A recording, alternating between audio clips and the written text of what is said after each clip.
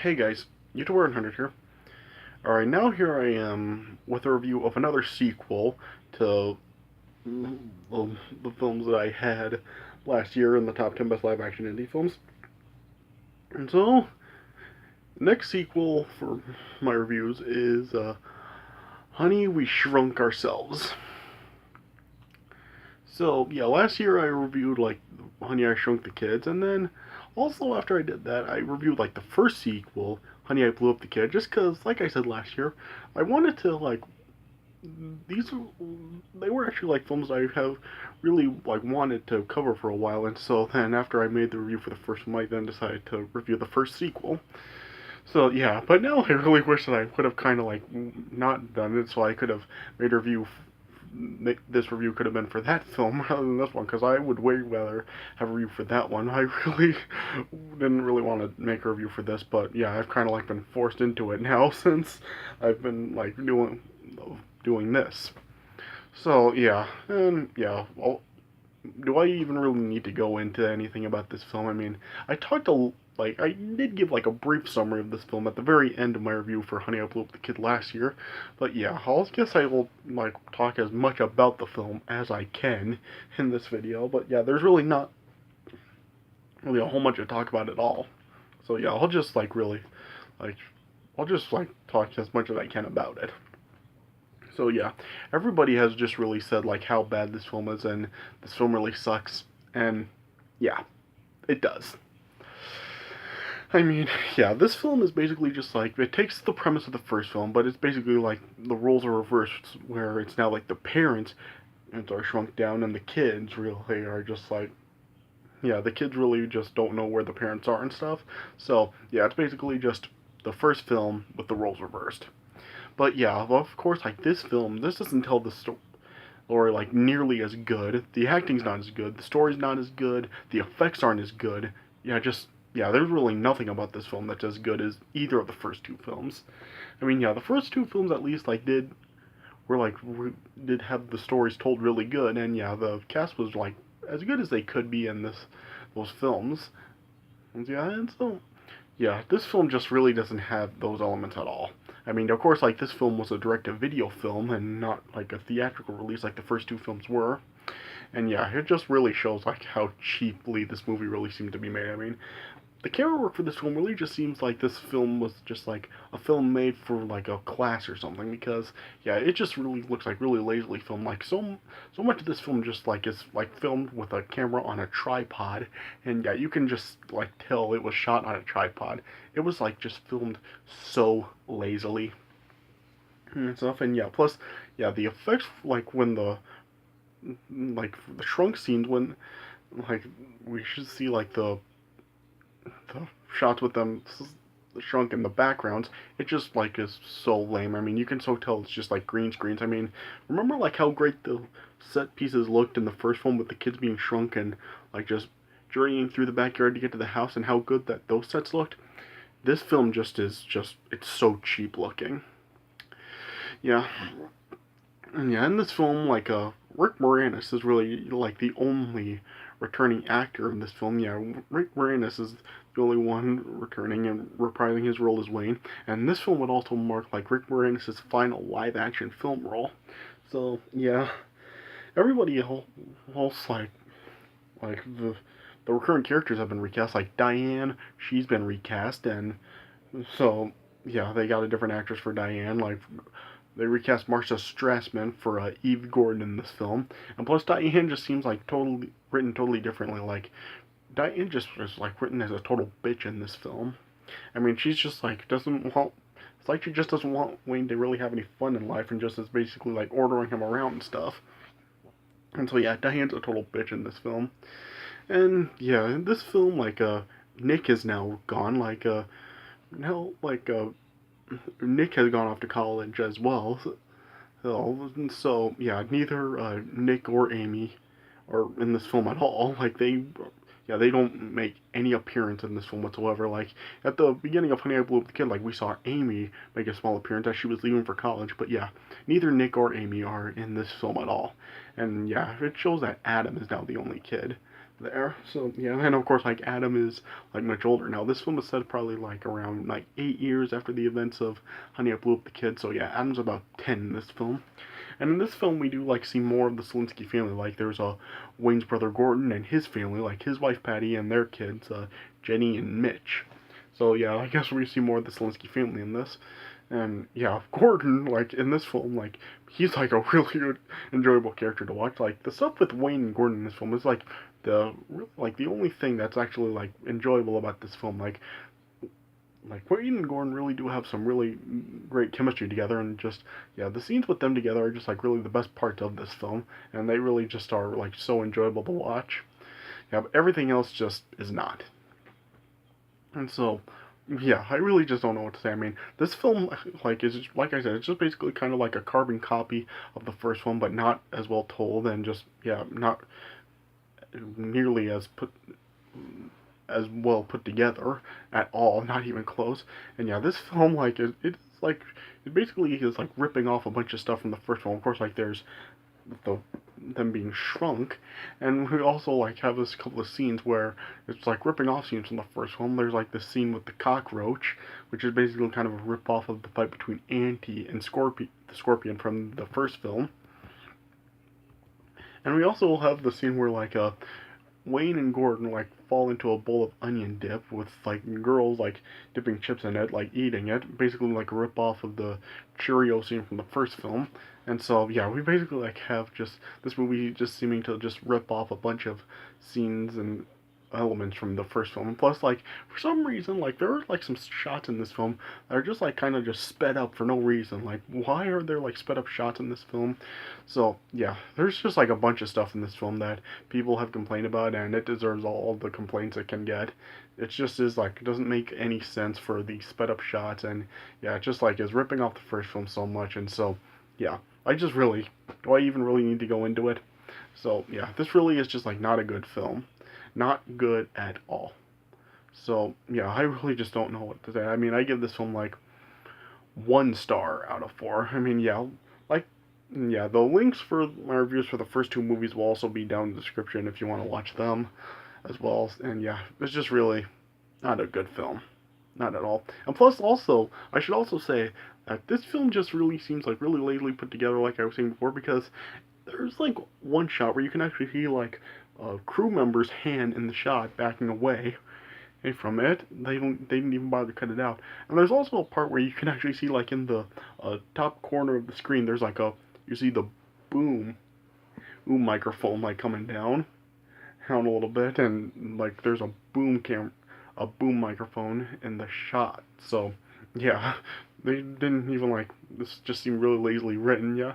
And like on the Netflix version, this movie's on Netflix, and they like did like edit out the boom pole, so yeah, that's been cut out and stuff. But yeah, like if you see like the original release of this film, you still see like the boom pole in one shot. So yeah, it's just like really lazily put together. Really, I really don't. This just seemed like a film that really like Disney really did not really like want to do this film, but I guess just because like the first 2 just seemed so popular, they felt that they just had to please audiences and make a third one and just do whatever they wanted, or just make it really seem like the tried to do the first one, but just really like make it just really just not as make it seem like really lazily written and stuff. So yeah, it's just like it's really lazily put together and not a good film. So yeah, this is like just really all I can say about it. So yeah, let me just go through the premise real quick because okay, again, yeah, it's probably not even going to be very long because there's really not a whole lot to talk about. So yeah, in this film, Diane and Patty are like going on a weekend vacation, and they're leaving the kids with Wayne and Gordon and stuff.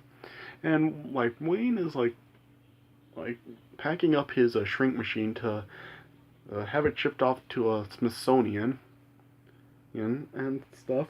But yeah, and, like Wayne has like this tiki man that he brought home, and Diane wants Wayne to get rid of it, and then and like Wayne then just decided to shrink down the tiki man so he could just keep it with him all the time. And so then like as Wayne, Diane and Patty just after they left for the vacation, as Wayne was like just trying to lure the kids out of the house and just sent them out to pick something up for him.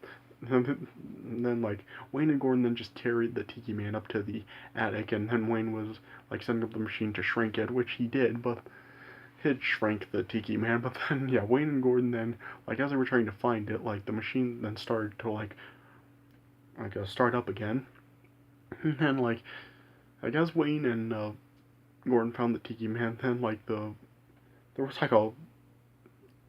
like croquet balls or stuff like above the machine, and then fell like onto these railings and just rolled and just hit the button to activate the machine. And then Wayne and Gordon ended up being shrunk down. And then yeah, Diane and Padme, what? What did I say Padme for?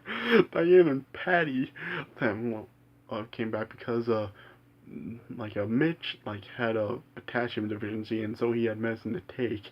And so then Patty, he then stopped back off just to leave the medicine, but then they heard some noise upstairs, and so they went into the attic and saw the machine was on. And then yeah, Patty and Diane ended up being shrunken down also. And so then yeah, and we have a bunch of stuff with Wayne, Gordon, Diane, and Padme. I said Padme again. Why do I keep saying that? Patty. Why do I keep saying Padme? You know? And Patty. Then we're just trying to figure out ways to get the kids' attention to let them know that, so to tell the kids that they were shrunk and get help from them. And then they eventually came up with an idea of Wayne rewiring stereos so they could talk through the speakers and it would really amplify their voices, until they then agreed to do that. And then as they were trying to find a way to get there, they took found themselves in Adam's room, and then they ended up taking a Shark Cruiser Hot Wheel down a Hot Wheel track, and it was basically kind of like a roller coaster ride. But then that ended up going wrong because for some reason the jump wasn't lined up right and stuff. Yeah, and in this film, it's like you said, Adam reveals that he wants to pursue going to baseball camp for the summer, but yeah, Wayne just wanted that Adam to just pursue what Wayne likes, which of course was science. But then it's eventually revealed that Adam is reading Sports Illustrated magazine, and it was really weird.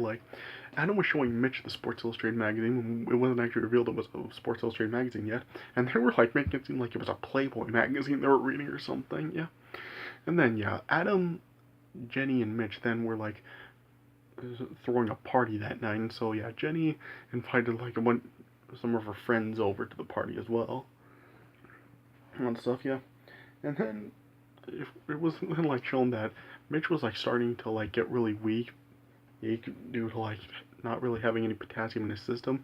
And so then Patty and I said Patty this time, I didn't say Padme. Yeah, Patty and Diane then went down through a bubble down to the floor to get to the kitchen and stuff, and yeah, they then eventually got up the counter with the help from a daddy long-leg spider. And then after Jenny made a call to a boy that her and her friends were talking about Ricky King, then Ricky King then brought a couple of his friends over to the party as well, and then he was trying to put the moves on Jenny, and then he then ended up kissing Jenny right in front of Diane and Patty, and then yeah, Jenny then just pushed him off, and just didn't like how Ricky King did it, and really just she didn't want to kiss him, and pretty much just brushed him off and just said that they were done, and then the party was over. Yeah, and meanwhile then Gordon ended up climbing up a speaker, and yeah, then that's when Wayne went into the stereo and tried to hotwire it. And then, yeah, it was showing that Mitch was just getting so weak, and he just had to find his medicine. And when Diane and Patty were just trying to get Mitch's attention to to find his pills. Like Mitch actually ended up seeing Patty and Diane on the counter, but then just passed out. And then yeah, Jenny and Adam ended up reviving Mitch by giving him bananas, which of course had potassium. But Mitch like recovered like really quickly from that. Like he just like recovered like immediately after he ate the bananas. I mean, wouldn't that take some time for him to like re-energize again? So yeah. And then yeah, then just Ricky King and everyone else were then just like tearing the house apart, and like Jenny and Adam were like just trying to tell everybody to leave, and then uh, no, Ricky King was then just starting to insult Wayne, and Wayne overheard Ricky King calling him a loser, and Adam was like standing up to Ricky King. Then that's when Wayne ended up like then succeeded in rewiring the stereo, and then yeah, Gordon ended up like talking into the speaker like it was a microphone, and yeah, everyone could hear Gordon's voice, and Gordon was just saying he was God, and just scaring everyone out of the house except for Jenny, Adam, and Mitch. And then yeah, they knew of course it was Gordon, and then Gordon just told them that they ended up being shrunk.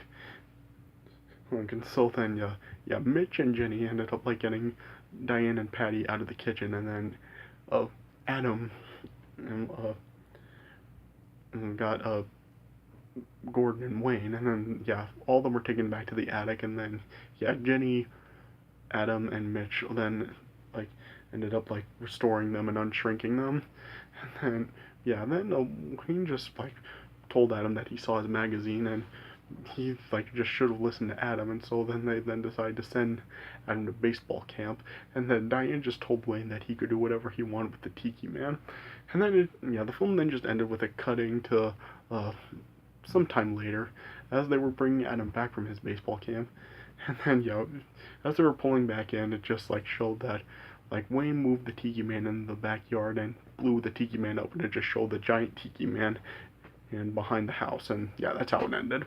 So yeah, there's really not a whole lot to this film at all, and it's really not a good film. I mean, the stuff with between Wayne and Gordon is enjoyable to watch, but everything else just ugh, yeah, it really is just a cheap knockoff of the first film, but it's not told as well at all. It's not nearly as dark, it's not as intense, it's not as well acted. Just yeah, like I said, the effects are just crap. So yeah, really just this film is just like a totally forgettable film, and yeah, it's just sad that this is how Rick Moranis' career really went out. So yeah, so really not a recommended film at all. Just stick to the first two films. Really, don't watch this film. Just stick to the first two because yeah, this really isn't worth the time. So yeah, that's all I really have to say about it. Alright, so that's it for my review of Honey, We Shrunk Ourselves. So I hope you guys did enjoy this review, but yeah, don't worry. With the next review, we're actually going to get into a good movie. So yeah, stay tuned for that coming up next. So yeah, so I hope you guys did enjoy what I had to say about this movie, and I hope you guys enjoyed this review. So thanks for watching, and I'll see you guys later.